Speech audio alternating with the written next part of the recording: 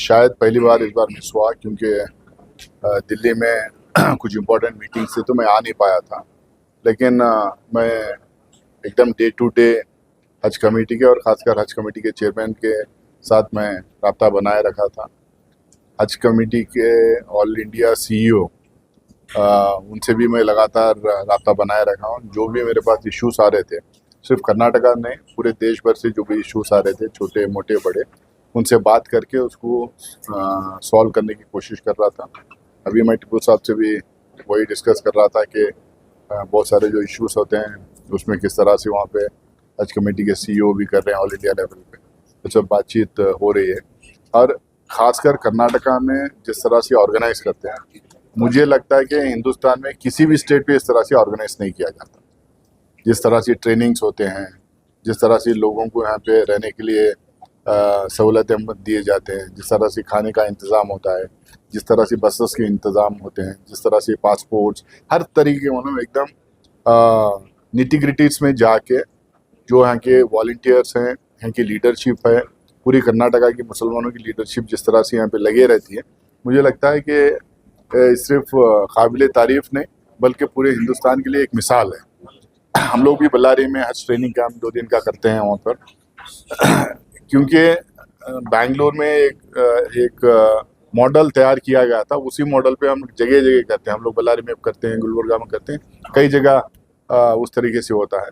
और मुझे लगता है कि वॉलंटियर जो है सेल्फलेस आके जिस तरह से करते हैं और पूरा 1 महीना लगे रहते हैं, महीना 40 दिन तक किसी काम में लगे रहते हैं, ये क्योंकि एक तो फाउंडेशन उस तरह से डाला गया था और जो लोग आगे बढ़ के अब काम कर रहे हैं उस काम को आगे भी बढ़ा रहे हैं और बेहतर तरीके से करने की कोशिश भी कर रहे हैं। आपने जो है दरमियान में एक लेटर भी लिखा था जब जैसे ही हज का जो 10,000 रुपये जायद रकम का ऐलान किया गया, इजाफी रकम का मुतालिबा किया गया हाजियों से, तो मसला हल हुआ है या कैसे? देखिए मसला वो हल करने की उनकी नीयत तो है नहीं, लेकिन इसलिए क्योंकि मैं राज्यसभा का रुकन हूँ और ऑल इंडिया कांग्रेस कमेटी का जनरल सेक्रेटरी हूँ, तो ये ज़रूरी था कि ऑल इंडिया लेवल पे इस इशू को रेस करूँ क्योंकि मुसलमान के लिए हज एक ज़िंदगी भर के लिए एक पूंजी है, ज़िंदगी भर कमा के एक पूंजी जमा के, और ख़ासकर गरीब लोगों के लिए जो पैसे हैं उनके लिए दिक्कत नहीं है। जो पैसे जिनके पास नहीं है, गरीब हैं, तो पूरी ज़िंदगी मेहनत करके कमा के बचा के चलते हैं, उनका एक बजटिंग करके वो लोग चलते हैं। पहले तो इतना महंगा कर दिए हैं, इतना महंगा कर दिए हैं। पहले सब्सिडी मिलती थी, सब्सिडी हटा दिए गए। हम लोगों ने कहा ग्लोबल टेंडरिंग करो, UPA के टाइम पे ग्लोबल टेंडरिंग हम लोग का जो उस टाइम जो सजेशन इसलिए हम ग्लोबल टेंडरिंग कराना चाह रहे थे क्योंकि जो है अगर एयर फेयर में अगर कंसेशन मिल जाए, यानी कम में एयर फेयर मिल जाए हमें, तो बाकी के छोटे मोटे चीज़ें हम देख लें कि ओवरऑल जो है जो हज कमेटी गवर्नमेंट ऑफ इंडिया से जाते हैं तो उनके लिए इसमें बहुत सारी फैसिलिटीज़ मिल जाएंगी और कम कीमत में जाके आएंगे। लेकिन जिस तरह से गवर्नमेंट ऑफ इंडिया इसको हैंडल कर रही पिछले 10-12 साल से, हर साल लगातार जो है इसकी कीमत बढ़ते जा रही है, ये थोड़ा गरीब लोगों के लिए मुश्किल होता। अब जो लोग ऑलरेडी वहाँ पहुँच चुके थे, वहाँ पे रह रहे थे, अब ये फ्यूल हाइक का नाम लेके 10,000 उसमें बढ़ाने की जो कोशिश की गई और बढ़ाए भी हैं, उसके लिए भी हम लोगों ने अलर्ट किया था जब पार्लियामेंट सेशन में था। वेस्ट एशिया में जो एनर्जी क्राइसिस, जो फ्यूल क्राइसिस होने वाला था, इसको राहुल गांधी जी ने, मल्लिकार्जुन खड़गे साहब ने और हम तमाम लोगों ने चिट्ठियां लिख के अलर्ट किया था, लेकिन वो उस टाइम सुने नहीं। लेकिन इस टाइम अब जो है पूरे हिंदुस्तान में किल्लत हुई है फ्यूल की और प्राइस भी उसका लगातार बढ़ रहा है और उसका नतीजा ये है कि हाजियों के ऊपर भी उसका असर पड़ा। वापस देना चाहिए हज कमेटी क्योंकि इतना अमाउंट पहले ही रकम ज्यादा ली गई है। नहीं, ये सरकार का काम है ना, हज कमेटी के पास पैसे अपने तो होते नहीं। तो ये हज कमेटी गवर्नमेंट ऑफ इंडिया के अंदर काम करती है, गवर्नमेंट ऑफ इंडिया के डायरेक्शंस पे काम करती है। अगर चाहती तो वो 10,000 रुपये बढ़ाते ही नहीं, क्योंकि फ्यूल हाइक जो है बीच में हुआ है और वो गलती जो है हाजियों की नहीं है ना आवाम की है, वो सरकार की गलती है। सरकार ने उसको मैनेज नहीं किया था, इसलिए जो है वो फ्यूल हाइक हुआ है। क्योंकि जहाज़ें आ नहीं पा रहे, गैस आ नहीं पा रही, फ्यूल आ नहीं पा रहा, स्ट्रेट ऑफ हॉर्मुज़ से वहीं खड़े हुए हैं, तो उसकी वजह से, किल्लत की वजह से ये प्रॉब्लम हुआ है। तो इसकी जिम्मेदार सरकार है, सरकार का मिसमैनेजमेंट की वजह से ये हुआ। सर, ये सरकार जो है वो 10,000 रुपीज जो है ना अपनी तरफ से दे रही है स्टेट गवर्नमेंट। क्या कर्नाटका गवर्नमेंट नहीं दे सकती? यहाँ पे भी हम लोग अपील कर सकते हैं। ये स्मार्ट वॉच का एक मसला पैदा हुआ है कि ये क्यों दिया जा रहा है, जबकि मोबाइल फोन है, मोबाइल पे आप ले सकते हैं, तो गैर जरूरी है उसका इस्तेमाल यानी कि ज्यादा नहीं हो रहा है। नहीं, वो भी उस इशू को भी रेज किया गया था, वो भी गैर जरूरी है।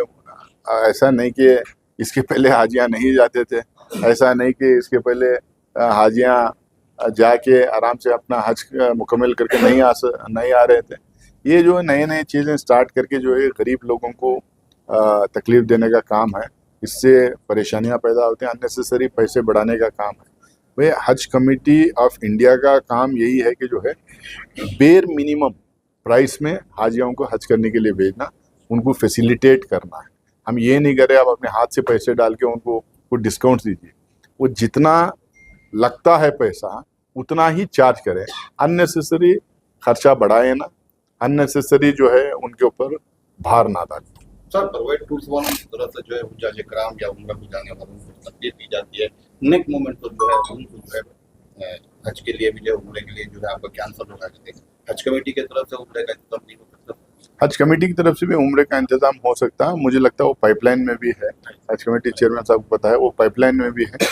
अब क्योंकि सऊदी गवर्नमेंट जो है around the year government of India से और अलग अलग मुल्कों के गवर्नमेंट से रब्ता करके वो उसको स्ट्रीमलाइन करने की कोशिश कर रही है। क्योंकि पिछले साल मैं जब गया था उम्रा पे, उस टाइम पे वहाँ के कई अथॉरिटीज से मेरी बात हो रही थी, वो लोग कह रहे थे कि इसको स्ट्रीमलाइन कर रहे हैं, क्योंकि साल भर उम्रे का जो है हज कमेटी ऑफ इंडिया और उसी तरह से इंडोनेशिया मलेशिया के सरकारों की तरफ से वो रूटीनाइज करके उसको स्ट्रीमलाइन करके वो करने की कोशिश कर रहे हैं। मुझे लगता है कि बहुत जल्द वो भी हो जाए। बेंगलुरु के बाद जो है गुलबर्गा, मंगूर और हुबली में हज हाउस का ऐलान हुआ है, तो इसके सिलसिले में बजट में भी इसका जिक्र आ चुका है रियासत की जानिब से। तो सेंट्रल का भी फंड मिल सकता है इसके लिए हज हाउस की तरफ? देखिए, सेंट्रल का फंड मैं कह नहीं सकता, क्योंकि हमारी एक सेकुलर सरकार है, कांग्रेस की सरकार है। कांग्रेस की सरकार जहाँ हमारे स्टेट में कांग्रेस की सरकार है, और कांग्रेस की सरकार जिस जिस स्टेट में है वो सिर्फ हज के लिए नहीं, एंडोमेंट, मुजराई और अलग अलग धर्म के लोग जो अपने रिलीजियस एक्टिविटी करते हैं उसको सपोर्ट करना, प्रोटेक्शन करना, फैसिलिटेट करना, और सरकार के तरफ से जो है ना कुछ पैसे भी उसके लिए अलोकेट करने का काम कांग्रेस सरकार करते आई है। अनफॉर्चुनेटली जहाँ जहाँ कुछ सरकारें आए हैं जिसके वजह से जो है ये सब कट करने की कोशिश की जा रही है। उसी लाइन में जो है यहाँ की सरकार पहले भी बात की थी, पहले भी पैसे अलोकेट किए थे। ज़मीनें लगते हैं, हमारे चेयरमैन साहब हर जगह जाके आए हैं, ज़मीनें भी देख के आए हैं। मुझे लगता है बहुत जल्द फाउंडेशन स्टोन तीनों जगह हम लोग डालने की कोशिश करेंगे। सुप्रीम कोर्ट ने अगस्त के महीने में ऐलान किया गया, क्या हो सकता है? कोर्ट में मामला आज मैं भी आज एक न्यूज़ आइटम देखा, उसमें वो ज़्यादा टाइम देने के पक्ष में नहीं है सुप्रीम कोर्ट। अब देखते हैं फाइनली जब वो डिसाइड होता है, सुप्रीम कोर्ट फाइनल जजमेंट दे देती है तो फिर हम लोग को और कंडक्ट करना ही पड़ेगा। बट फाइनल जजमेंट आने तक हम लोग वेट करेंगे उसमें। सर 2028 के इलेक्शन से पहले जो है मुस्लिम लीडरों में कहीं ना कहीं नाइतफाकी नजर आ रही है एक दूसरे पर।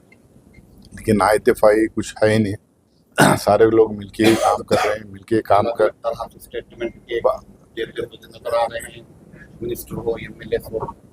नहीं, मुझे नहीं लगता है कि कोई ख़ास उसमें डिफरेंसेस हैं, खाली एक टाइम मिल बैठ के बात करने की ज़रूरत है। दावणगेरे बाई इलेक्शन को लेके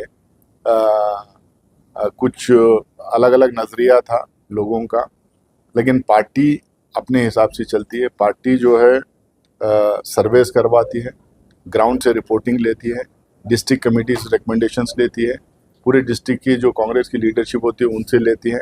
सर्वेस करवाने के बाद, इंटेलिजेंस का रिपोर्ट लेने के बाद में हाई कमांड से डिस्कस करके कैंडिडेट को तय करते हैं।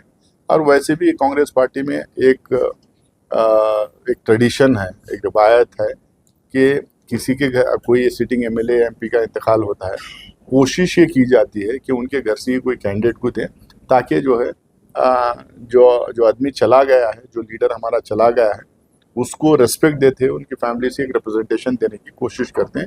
ये रिवायत चलते हुए आई है। अब हमारे यहाँ से डिमांड था कि देना चाहिए करके, उसको भी बहुत क्लोजली, उस डिमांड को भी बहुत ऑब्जेक्टिवली देखा गया है और उसमें बहुत सारे रीजंस थे जिससे क्यों नहीं किया गया।